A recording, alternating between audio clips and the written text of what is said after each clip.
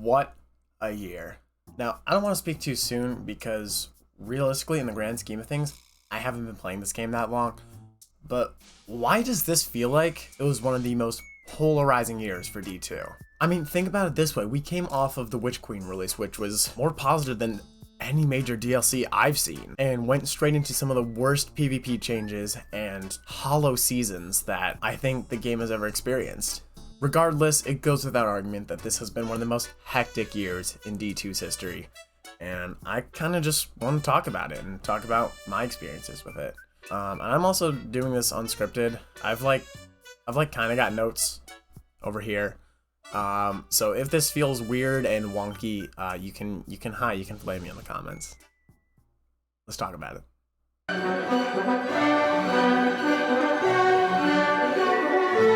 This DLC felt very, very welcome after the 6-month season that was Season of the Lost. At launch, I think it was phenomenal. I think this is the best campaign that we've ever had in the franchise, although take that with a grain of salt because I still haven't finished Taken King, which is on my list. Yeah, that's gonna get done. Anyway, I found the throne world to be a decent enough location.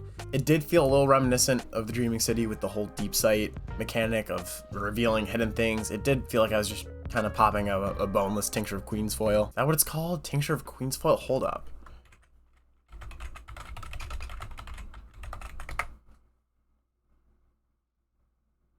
The fuck is a Queen's Foil?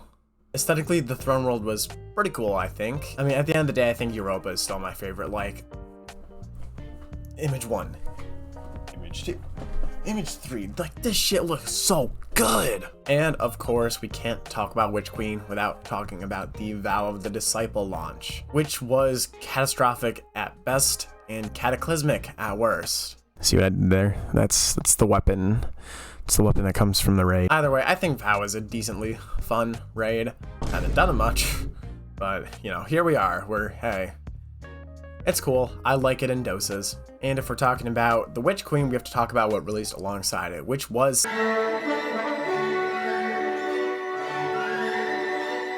Look, I'm gonna give this season a pass because it came out alongside the expansion, and those seasons tend to be a little light on the content anyways, but it felt a little hollow, I'm not gonna lie. This is the second iteration of Battlegrounds that we have received. It's better than the original. I think it innovates more, just solely based on the fact of, 1, we're dealing with a cool new enemy in the form of Hive Lightbearers, and 2, we get a fun little javelin relic thing to play around with. Besides that though, it is your standard 3-player match made activity that we get every season. Just like every other seasonal activity, it loses a lot of its replayability very fast. It's really okay, like most seasonal activities. This season is also when the Crucible saw a major change towards passive ranged play. That's just not really my cup of tea. If that's yours, that's totally fine. I just don't vibe with it, man. I like people pushing and not just camping. But to end things off positively, the loot from the season was pretty good. Like, right when pulses became insanely good, we get this insanely good pulse rifle to match with it. I think that was maybe one of my first crafted weapons. Top of that, I just really like the bow for PvE too. That shit with Archer's Tempo and the other bow perk that I'm forgetting about right now, it just feels so good, man. It's perfection. Besides that, not really an eventful season, to be completely honest. Next one, please.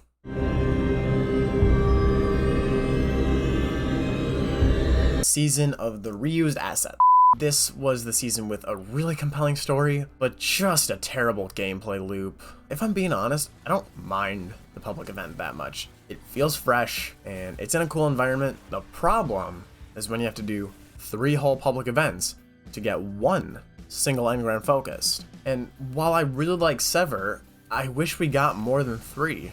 Because realistically, in-game, we got 6 of these Sever missions, but they're all just kind of copy and pastes of each other. Like, there's 2 for Crow, 2 for Zavala, 2 for Kaitel.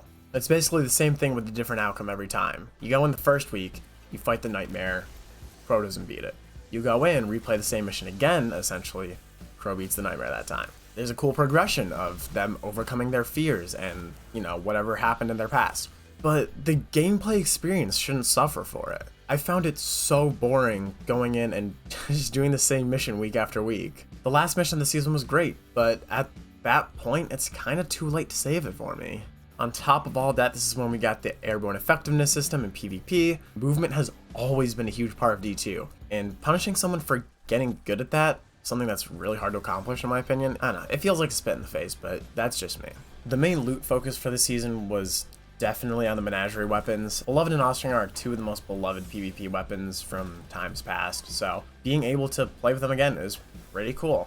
The one high point of the season is we received a new dungeon in the form of Duality, and it was pretty cool if it weren't so buggy and bells didn't just randomly kill you. But besides that, a lot of fun, really cool loot, all around great job Bungie on that one. Keep it up. All of that considered, Season of Haunted was fine. The Leviathan coming back was cool, even if it's something we're already familiar with and wish we just had in the game in general. Beggars can't be choosers, and at this point I have learned better than to beg from D2, because that doesn't usually get me anywhere. Let's move on. Soon may the Wellerman come to bring us sugar and tea and rum. One day.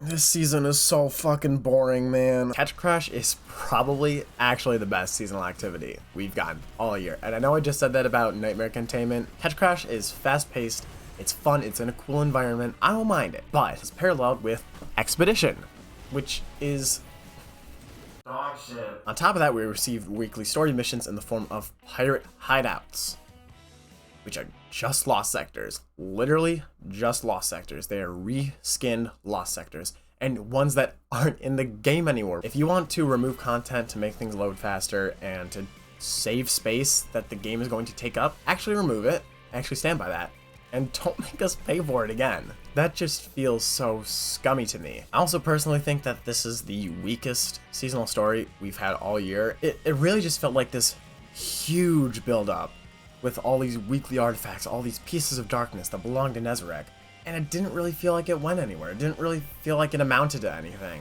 Obviously, we used these artifacts to wake up Osiris and, put him back in the story, but it felt hollow because that all happened in a cutscene. On top of that, the seasonal loot was dog water this time around. It was all pretty lackluster in my opinion. PvP suffered a lot more this season too. Storm grenades and overshields and so much bullshit continued to plague the sandbox. This was also when we received the changes to matchmaking, where skill-based matchmaking was implemented into quick play playlists.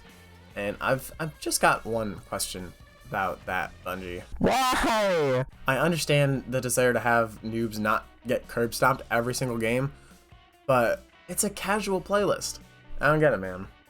Don't make that much sense. King's Fall also came out revamped this season, and it was pretty good. The launch was far better, seeing as Bungie shot for a Friday release instead of a Saturday release.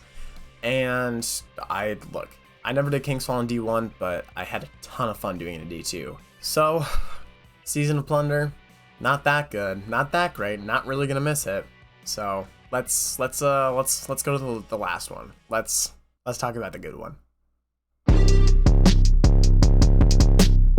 Is this season actually good, or are the other ones just that bad? Heist Battlegrounds is yet another Battlegrounds, but it comes with a cool twist that your level is capped.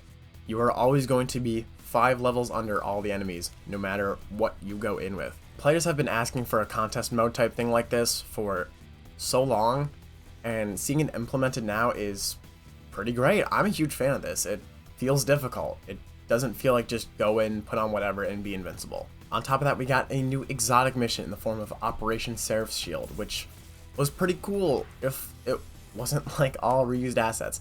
But it still feels different, it still feels good. I just wish so much of the weekly content wasn't doing that mission again. Maybe that's a hot take, but it circles back to the whole Sever problem. I don't like doing the same thing every week. And I know that's kind of the whole gameplay loop of, oh, do Heist Battlegrounds Mars, do Astral Alignment, my ass. I don't like the whole repetitiveness. It gets old very fast. Seasonal content doesn't last well. Still a great mission. It's leagues above almost every other seasonal activity we've gotten this year, so I don't think I have that much of a right to complain. And this is the best seasonal story we've gotten all year. Anna Bray has always been a pretty interesting character for me, and seeing her clash with Clovis and her reunite with her sister and the connection she has with Rasputin is so good. For the most part, the PvP changes that came this season were pretty good, actually. There's still a lot of work to be done, but we're at least stepping in the right direction, which is all I can take at this point. The one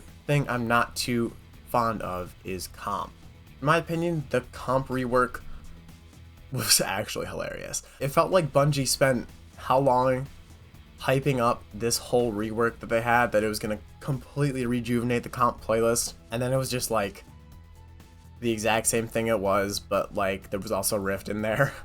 Like, it still feels hollow, and I think there's a lot of work to do in the comp playlist and the Crucible meta in general before you can get enough players in comp to saturate the playlist. This season, it feels like there's been a great improvement on communication between the devs of the game and us, and that's usually through the community managers, which, huge shout out to them. I mean, so much that they do goes unsung, and they put up with so much for so much of the community, and I'm just very grateful for them.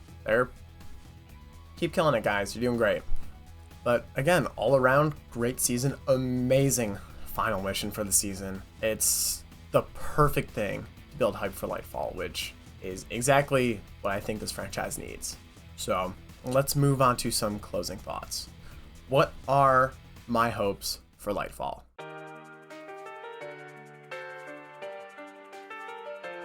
There are three main things. First of all, I want communication channels for the game to remain open and concise like they are right now. I don't think that will change, but I like where we're at right now. I really want Bungie to keep focusing on PvP and get it back to a place where they are gunplay centric as opposed to ability spam centric. And this is something that Bungie has stated that they were really working towards. At this point, with the changes they have made and the changes that are coming soon, I'm pretty confident that this will be okay. And finally, any more quality of life changes. Bungie has a ton of these down the pipeline that are going to remove this arbitrary grind that means nothing, but also at the same time doesn't make the game easier. It's still going to be challenging. It's just going to be a little less mind-numbing to grind, which I think is good all around. So if you're watching this the day it goes live, it means we are 1 day away from Lightfall's release. Servers are completely down today, and I'm excited. Bungie has been really hyping up Lightfall, and I'm just ready for some new content, man. I want to know what you guys think. Are you guys excited for Lightfall? How have you guys liked the Witch Queen year? What are the highs and lows? Let me know whatever thoughts you have down in the comments. I feel so weird saying that because every YouTuber says that. Yeah. I think that's all I got. So, I'll see you guys on Neptune.